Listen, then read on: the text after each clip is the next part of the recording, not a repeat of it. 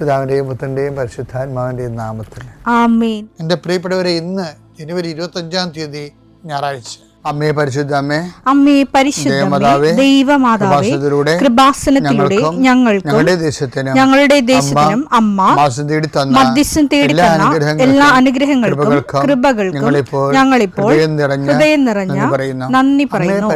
അമ്മേ പരിശുദ്ധമേ, ദൈവമാതാവേ, 2004 ഡിസംബർ 7 ഉച്ചകഴിഞ്ഞ് 2:30 കൃപാസനത്തിൽ സംഭവിച്ച അമ്മയുടെ പ്രത്യക്ഷപ്പെടലിനെ കുറിച്ച് തിരുസഭയ്ക്ക് സമർപ്പിച്ചിരിക്കുന്ന പഠനരേഖകളുടെ മേൽ സഭാത്മകമായ പഠനം ആരംഭിക്കുവാൻ ഞങ്ങൾ പ്രാർത്ഥിക്കുന്നു. അമ്മേ പരിശുദ്ധമേ, ഭൂസ്വർലോകങ്ങളുടെ രാജ്ഞിയായ അങ്ങേയ്ക്ക് ഭൗമസംരക്ഷണത്തിനായി പ്രപഞ്ചപ്രകൃതിയെ തന്നെ തിരുസഭ പ്രതിഷ്ഠിക്കുവാൻ ഈ പ്രത്യക്ഷീകരണം വഴി ഇടയാക്കണമേ. പരിശുദ്ധമേ, ജപമാല മാതാവേ, സകല കൃപാസനം പ്രാർത്ഥനയോടും ചേർത്ത് ഞങ്ങളിപ്പോൾ പ്രാർത്ഥിക്കുന്ന ഈ കുടുംബത്തിന്റെ പ്രത്യേക നിയോഗം പറ മക്കളെ.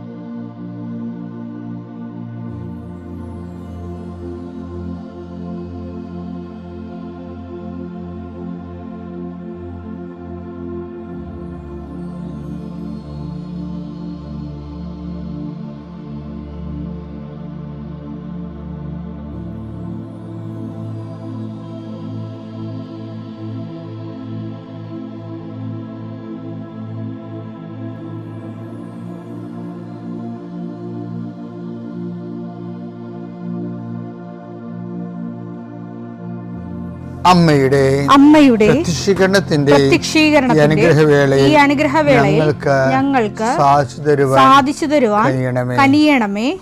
ആമേൻ. വിശ്വാസ പ്രമാണം. സർവശക്തനായ പിതാവും ആകാശത്തിന്റെയും ഭൂമിയുടെയും സൃഷ്ടാവുമായ ദൈവത്തിൽ ഞാൻ വിശ്വസിക്കുന്നു. അവിടുത്തെ ഏകപുത്രനും ഞങ്ങളുടെ കർത്താവുമായ ഈശോ മിശിഹായിലും ഞാൻ വിശ്വസിക്കുന്നു. ഈ പുത്രൻ പരിശുദ്ധാത്മാവിനാൽ ഗർഭസ്ഥനായി കന്യകാമറിയത്തിൽ നിന്ന് പിറന്ന് പൊന്തിയോസ് പീലാത്തോസിന്റെ കാലത്ത് പീഡകൾ സഹിച്ച് കുരിശിൽ തറയ്ക്കപ്പെട്ട് മരിച്ച് അടക്കപ്പെട്ട് പാതാളങ്ങളിൽ ഇറങ്ങി മരിച്ചവരുടെ ഇടയിൽ നിന്ന് 3-ാം നാൾ ഉയർത്ത് സ്വർഗത്തിലേക്ക് എഴുന്നള്ളി സർവശക്തിയുള്ള പിതാവായ ദൈവത്തിന്റെ വലതുഭാഗത്തിരിക്കുന്നു.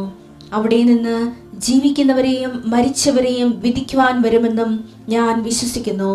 പരിശുദ്ധാത്മാവിലും ഞാൻ വിശ്വസിക്കുന്നു.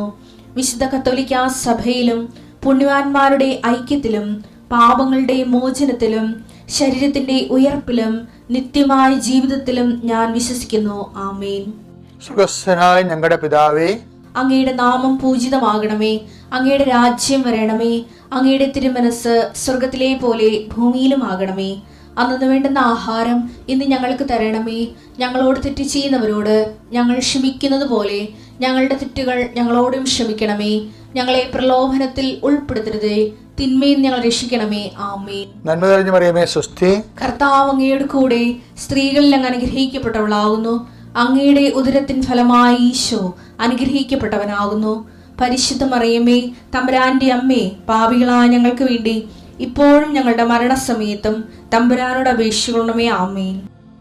എൻ്റെ കർത്താവിൻ്റെ ഉന്നതമായ നാമത്തിൽ സഭയുടെ അധികാരത്തിൽ കുരിശിൻ്റെ അടയാളത്തിൽ ദൈവത്തിൻ്റെ ശക്തിയാൽ ഞാൻ മക്കളെ ഈശോ നാമത്തെ ആശീർവദിക്കുക. നിങ്ങളുടെ ഇന്നത്തെ ദിവസത്തെ യാത്രയെ ആശീർവദിക്കുന്നു. നിങ്ങളുടെ സംസാരങ്ങളെ ആശീർവദിക്കുന്നു. നിങ്ങൾ എഴുതി കൊടുക്കുന്ന വിഷയങ്ങളെ ആശീർവദിക്കുന്നു. നിങ്ങൾ വഹിച്ചുകൊണ്ട് പോകുന്ന മൊബൈല്, അതിലൂടെ നിങ്ങൾ സംസാരിക്കാൻ പോകുന്നത്, നിങ്ങൾ കേൾക്കുന്ന സംസാരങ്ങൾ, കൊടുക്കേണ്ട മറുപടികൾ എല്ലാം ആശീർവദിക്കുന്നു. നിങ്ങൾ കൈമാറുന്ന രേഖകൾ, വാങ്ങിക്കുന്ന രേഖകൾ, കാത്തിരിക്കുന്ന രേഖകൾ, നിങ്ങൾ പ്രതീക്ഷിക്കുന്ന ഡേറ്റുകൾ കർത്താവിൻ്റെ നാമത്തിൽ ആശീർവദിക്കുന്നു. നീ കടന്നു പോകുന്ന വാഹനങ്ങൾ, സഞ്ചരിക്കുന്ന വാഹനങ്ങൾ, പ്രൈവറ്റായാലും പബ്ലിക്കായാലും, നീ തിരിച്ച് വീട്ടിലെത്തുന്നവരെ ഒരു അപകടം ഉണ്ടാകാതിരിക്കാൻ വേണ്ടി നിൻ്റെ യാത്രകളെ ആശീർവദിക്കുന്നു. ദൈവവേദലെ, നീ വിഷമിക്കുന്ന വിഷയങ്ങൾ, സങ്കടപ്പെടുന്ന കാര്യങ്ങൾ, ഏത് വിഷയത്തിന് വേണ്ടിയാണ് നീ വേദനിക്കണത്, അതെല്ലാം മാതാവ് ഏറ്റെടുക്കുന്നതിന് വേണ്ടി 40 വർഷം ഞാൻ അർപ്പിച്ച കുർബാനയുടെ യോഗ്യതയാൽ കൃപാസന അൾത്താരെ ജീവനോടെ പ്രത്യക്ഷപ്പെട്ട മാതാവിൻ്റെ മധ്യസ്ഥത്താൽ നിന്റെ കണ്ണീനിരകളെ ഏറ്റെടുക്കുകയും നിന്നെ ആശ്വസിപ്പിക്കുകയും സാക്ഷ്യം പറയാൻ നിന്നെ ബലിഷ്ഠമാക്കുകയും ചെയ്യട്ടെ. നിത്യം പിതാവും പുത്രനും പരിശുദ്ധാത്മാവിനെ. എൻ്റെ പ്രിയപ്പെട്ടവരെ, നമ്മൾ കഴിഞ്ഞ ദിവസങ്ങളിൽ സ്മാർട്ട് സ്പിരിച്വാലിറ്റിയെ കുറിച്ചാണ് ഡിസ്കസ് ചെയ്യണം അല്ലേ? അതിൻ്റെ അകത്ത് പെർഫെക്റ്റ് കണ്ടൻറ്റ് ഉടമ്പടിയിലുണ്ടെന്ന് അച്ഛൻ നിരീക്ഷിക്കണത് അല്ലേ? എന്താണ് ആദ്യം എന്താ പറഞ്ഞത്? സ്മാർട്ട് സ്പിരിച്വാലിറ്റി ആദ്യം നമ്മൾ പറഞ്ഞത്, ആദ്യ ദിവസം പറഞ്ഞത് മെനയെന്ന് പറഞ്ഞത് എക്സ്പെർട്ടൈസേഷൻ. അതായത് അതിൻ്റെ അകത്ത് മലയാളം എന്ന് പറയുന്നത് നൈപുണ്യം, പ്രാവീണ്യം. രണ്ടാമത്തത് ഇന്നലെ പറഞ്ഞ പ്രൊഫഷണലിസം, അതിൻ്റെ മലയാളം മിടുക്ക്, കാര്യക്ഷമത ഉടമ്പടി. ഇന്ന് പറഞ്ഞത് എന്താ? സ്മാർട്ട്നെസ്സാണ് എന്ന് വെച്ച് കഴിഞ്ഞാൽ പ്രസരിപ്പ്, ചുറുചുറുക്ക്. ഈ സ്മാർട്ട് സ്പിരിച്വാലിറ്റിയുടെ ഭാഗമായിട്ട് വരുന്നത് എന്താണെന്ന് അറിയാമോ? അത് മൂന്നാമത്തെ ഉടമ്പടി വരണത്. അതിൻ്റെ അകത്ത് വരുന്നത് വിശ്വാസ കൈമാറ്റം തന്നെയാണ്. ശരിക്കും നമ്മൾ ചെയ്ത കാര്യങ്ങൾ പ്രൊഫഷണലായിട്ട് ചെയ്ത കാര്യങ്ങൾ മറ്റുള്ളവരെ കൊണ്ട് ചെയ്യിക്കണം. അപ്പം എന്ത് ചെയ്യണം? മറ്റുള്ളവർക്ക് വചനം കൈമാറണം. അതാണ് എൻ്റെ സ്മാർട്ട്നെസ് എന്ന് പറയുന്നത്. ഇതെല്ലാം സുന്ദരമായിട്ട് ചെയ്യുന്ന ഫ്രഷ് ഹാൻഡ് പോലും ഉണ്ട്. എന്തെങ്കിലും കുഴപ്പമുണ്ടെങ്കിൽ ഞങ്ങൾ പാരമ്പര്യ കത്തോലിക്കരാണ്, ഞങ്ങൾക്കിതെല്ലാം അറിയാം, ഞങ്ങൾക്ക് ഉടമ്പടിയുടെ ആവശ്യമില്ല, ഞങ്ങൾ ഉടമ്പടിയിൽ തന്നെയാണ് ജീവിക്കണത്, അങ്ങനെ കുറേ ആൾക്കാർ പറയത്തില്ലേ? അവർക്ക് റിസൾട്ട്, അവർ ഉടമ്പടി എടുക്കുമ്പോൾ കിട്ടുന്ന റിസൾട്ട് ഞാൻ നോക്കിയിട്ട് കിട്ടണത് ഒരു 35% റിസൾട്ടൊക്കെ ഉണ്ടാകുന്നുണ്ട്. എന്താ കാര്യം? അവർ പ്രീസപ്പോസ് ചെയ്യുന്നു. അവർ പറഞ്ഞു ഞങ്ങൾ ശരിക്കും പറഞ്ഞാലേ ഉടമ്പടിയിൽ വരുന്ന വിഷയം ഒരു ക്രിസ്ത്യൻ അവൻ്റെ ജീവിതത്തിൽ ചെയ്യേണ്ട കാര്യങ്ങളെ ഉടമ്പടിയിലുണ്ട്. പക്ഷേ എന്നിട്ട് പിന്നെ എന്തുകൊണ്ടാണ് ഇപ്പം ഇന്നൊരു സാക്ഷ്യം ഉണ്ടായിരുന്നത്? അതായത് അവർ പറഞ്ഞ ഇതാണ്, ഇന്നലെ ഒരു സാക്ഷ്യം ഉണ്ടായിരുന്നു. അവർ പറഞ്ഞ ഇതാണ്, ഞാൻ പള്ളികളിൽ പത്രം കൊടുക്കാറില്ല. എന്താ കാര്യം? പള്ളി എല്ലാവർക്കും അറിയാം ഉടമ്പടി. ഇപ്പോൾ ലോകത്തിലുള്ള എല്ലാവർക്കും ഉടമ്പടിയെക്കുറിച്ച് അറിയാം. അത് അവർ പറയണേ ഉടമ്പടി എടുക്കുന്നൊരു ചുരുക്കമാണെന്ന്. അപ്പം ഞാൻ ഓർക്കേ, എല്ലാവർക്കും അറിയാമെങ്കിൽ പിന്നെ എന്തുകൊണ്ടാണ് ചുരുക്കമാകുന്നത്? ചുരുക്കമാകുന്നതിൻ്റെ പ്രധാനപ്പെട്ട കാരണങ്ങളൊന്ന്, ഇവർക്ക് അറിയണമല്ല വിഷയം. ഉടമ്പടിയിൽ വരുമ്പോൾ എല്ലാവരും പറയുന്ന പോലെ ദൈവമായിട്ട് ചിട്ടയായ ഒരു ജീവിതം വരും. അതിൻ്റെ ഉഴപ്പന്മാർക്ക് അവർക്ക് അപ്പോഴേ അറിയാം തങ്ങളുടെ ഉഴപ്പ്. അപ്പോൾ ഇവർ പറയണത് ഞാൻ പാരമ്പര്യ കത്തോലിക്കനാണ്, ഞങ്ങൾക്ക് ഞായറാഴ്ച കുർബാനയ്ക്ക് പോകുന്നുണ്ട്, കുടുംബ പ്രാർത്ഥന ഉണ്ടെന്നൊക്കെ പറയണം. ഇതെല്ലാം കൂടി ഈ 20% വരത്തുള്ളൂ. നമ്മൾ ചെയ്യേണ്ട ജീവിതത്തിൻ്റെ ഒരു ക്രിസ്ത്യാനി ചെയ്യേണ്ടതിൻ്റെ 20% ചെയ്തിട്ടാണ് ഇവർ ക്ലെയിം ചെയ്യണത്. പക്ഷേ അത് കാരണമാണ് ഈ മുമ്പന്മാർ വന്നിച്ചും പിമ്പന്മാർ അവസാനം വന്നവർ തന്നെ ഈ വലിയ ഫലങ്ങൾ ഉണ്ടാക്കുന്നതിൻ്റെ കാരണം അവരിതെല്ലാം ആദ്യമായിട്ട് ചെയ്യും. ഇപ്പം 40 കൊല്ലം 60 കൊല്ലം കത്തോലിക്കനായിട്ട് ജീവിച്ചിട്ട് ഒരു മനുഷ്യനെ പോലും വിശ്വാസത്തിലേക്ക് കൊണ്ടുവരാത്ത എന്തുമാത്രം മനുഷ്യരുണ്ട്. എത്ര വേസ്റ്റ് ജന്മങ്ങൾ മരിച്ചു പോയിട്ടുണ്ട്. ഇപ്പം ഞാൻ പള്ളിയിൽ ഫൊറോണ വികാരി ആയി ഇരുന്നിട്ടുണ്ട്. അപ്പോൾ ഒരു പള്ളിയിൽ ഫൊറോണ വികാരിയായിട്ടിരിക്കുകയാണ്. അപ്പോൾ അവിടുത്തെ പ്രസവം എന്ന് പറയുന്നത് അത് പാരമ്പര്യ പള്ളിയാണ്. കാരണം 9-ാം നൂറ്റാണ്ടിൽ 8-ാം നൂറ്റാണ്ടിൽ ഉണ്ടായ പള്ളിയാണ്. അപ്പം അവിടെ ഈ മരിച്ചവരുടെ അടിയന്തരം എന്ന് പറയണത് നമ്മൾ ഒരു മാസം മുഴുവൻ ഇരുന്നിട്ട് പ്രാർത്ഥിക്കേണ്ടി വരും. ഇവർക്ക് വേണ്ടി നമ്മൾ വെയിലത്ത് നിൽക്കണം. കാര്യം ആൾക്കാർ നിന്ന് അനിതായും റെസ്പോൺസൊക്കെ ചെല്ലിച്ചുകൊണ്ടിരിക്കും ഓഫീസ്.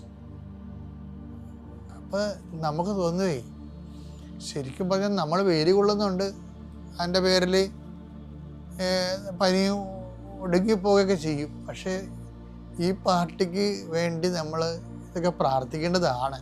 എന്താ കാര്യം അറിയാമോ? ഇവർക്ക് വേണ്ടി ജീവിച്ച് ചത്തുപോയ ആൾക്കാരല്ലേ. ദൈവത്തിന് വേണ്ടി ഒരു മനുഷ്യനെപ്പോലും വിശ്വാസത്തിലേക്ക് കൊണ്ടുവരാതെ മരിച്ചു പോകുന്നതിനേക്കാൾ എന്തൊരു ശാപമുണ്ട്. അപ്പം ശപിക്കപ്പെട്ട ജന്മം എന്നല്ലേ പറയാൻ പറ്റത്തുള്ളൂ. ശരിക്കും പറഞ്ഞാൽ വിശ്വാസം കൈമാറാതെ ഉടമ്പടി ഇത്രയും വലിയ പെട്ടെന്ന് ഇത്രയും കത്തിപ്പിടിക്കാൻ കാര്യം എന്താണ്? വിശ്വാസം കൈമാറ്റമാണ്. ആരെയും നിർബന്ധമായിട്ട് മതപരിവർത്തനം നടത്തണമല്ലേ, അങ്ങനെ ഒരു ചരിത്രം നമുക്കില്ല. പക്ഷെ ക്രിസ്തു എല്ലാവർക്കും വേണ്ടിയുള്ളതാണ്, സകല മനുഷ്യർക്ക് വേണ്ടിയുള്ള സന്തോഷത്തിന് സദ്വാർത്തയാണ്. അത് പറയാനും പഠിപ്പിക്കാനും വേണ്ടി തന്നെയാണ് ഈ പട്ടം വാങ്ങിച്ചിരിക്കുന്നത്. അല്ല പള്ളിയിൽ പോയി കല്യാണം പെരുന്നാളും നടത്താനല്ല. എൻ്റെ ബേസിക് സാധനം എന്താണ്? പ്രിയ മകനെ.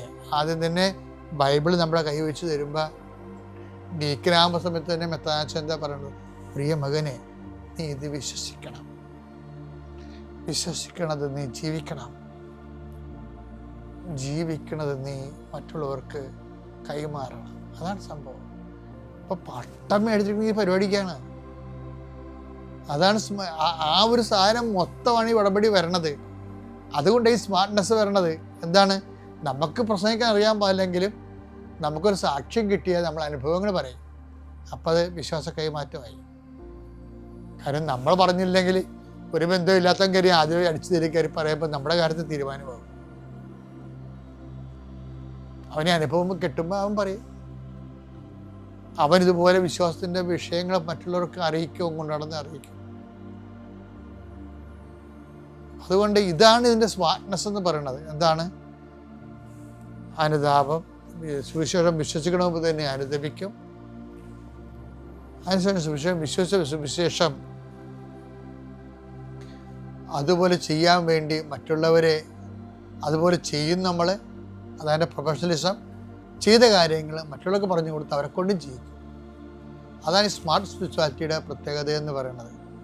അതുകൊണ്ട് എടുത്തിരിക്കുന്ന ഉടമ്പടി ആരെങ്കിലും വിട്ടുപോയിട്ടുണ്ടെങ്കിൽ ഒന്ന് ശ്രദ്ധിച്ച് പെട്ടെന്ന് മേഖലയിൽ ദൈവത്തിൻ്റെ അനുഗ്രഹങ്ങൾ നഷ്ടപ്പെടുത്താതിരിക്കാൻ പ്രത്യേകം ശ്രദ്ധിക്കുക.